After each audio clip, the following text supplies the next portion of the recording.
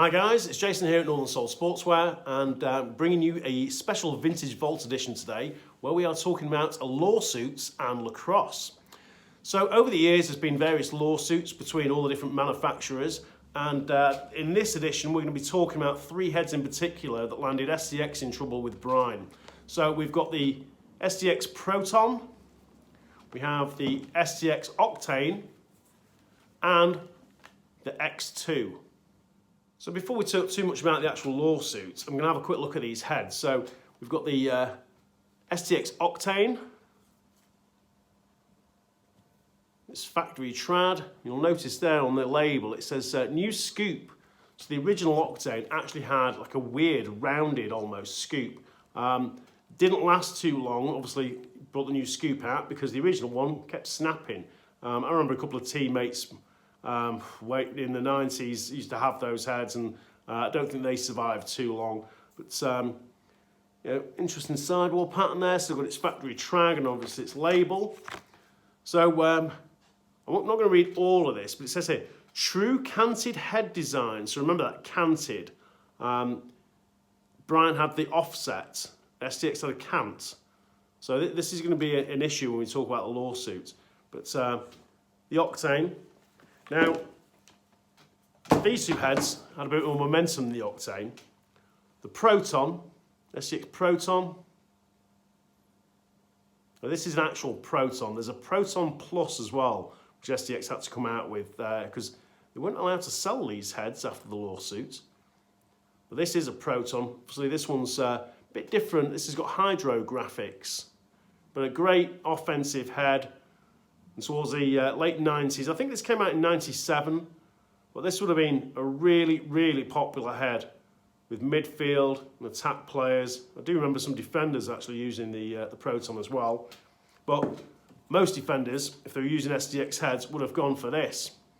Again, it's another hydro graphics head from STX. So this was the second version of the Excalibur, the X2. And these things were almost indestructible. I played defence at the time, had an X2, loved it. I mean, it's one of my favourite heads ever. Certainly as a defence head, it was just a great defensive head.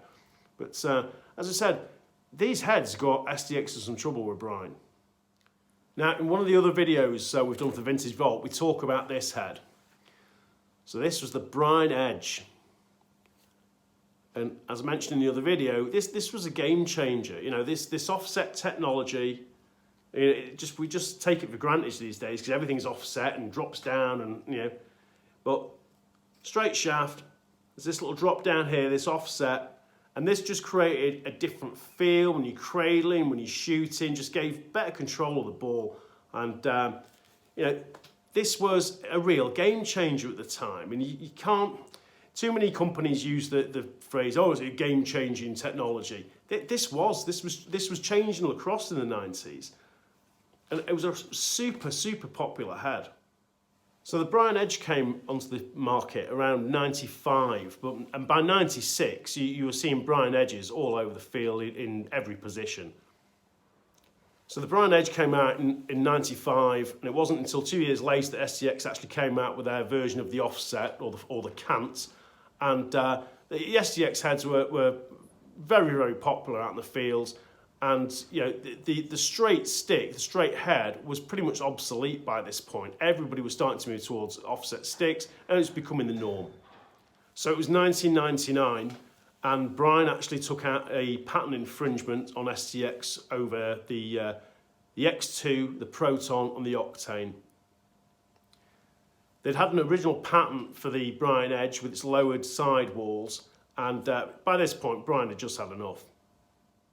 So after 4 years of preparation and a 2-week-long trial, the jury found that STX had actually willingly infringed on the patent design from Brine for the Brine Edge with the lowered sidewalls, and awarded damages in favour of Brine. So not only did Brine receive a huge amount of money from STX over this infringement, but they could no longer sell the Proton, the Octane, or the X2. So the Octane name pretty much disappeared after this this court injunction. But these two heads here, the X2 and the Proton, went on to live again. So the Proton became the Proton Plus. So we've got a Proton Plus here now. Very difficult to identify. Let me just turn that. The difference between these two heads. I mean, if you're collecting vintage heads, so hard to tell on this hydrographics one, but it says Proton here, there's like a little Proton logo. As with this one, it says Proton Plus. And on the back side of the scoop, something you can look out for, there's a circle there on the scoop, just a little plus sign in there. But Proton Plus, you know, again, became a really popular head. Now, the X2, or Excalibur 2 if you like, this went on not just to live another day, but it's still going to this day. So there was so many variations of the Excalibur. There's been an Excalibur spelt differently from the original Excalibur. There was the X3, which was on a 10-degree crankshaft head. There was the G22, which again was a crankshaft model, and again it had a very similar kind of trestle design sidewall. There was, what else have we got? There was the X10, which has been still selling to this day. It's a very popular defence head, and of course the recently released X20. So the Excalibur X2, you know, there's been a whole range of those, and they're very, very popular. I think the X20 is probably one of our best-selling defence heads currently. So the lacrosse manufacturers have been no strangers to taking each other to court, whether it's over the open sidewall design, or whether it's somebody's ball stop looks like somebody else's ball stop, or whether it's the curvature of the head. You know, these guys are just trying to protect their designs. So there's only so much we can keep doing to plastic heads. So, you know, people are very protective of ideas, and you know, who can blame them?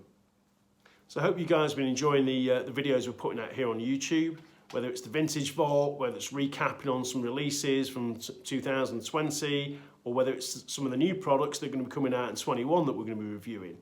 So just let us know what you've enjoyed. Just comment below. Make sure you like and subscribe to our channel.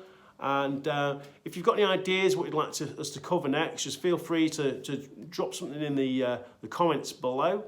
And I'll see you guys soon.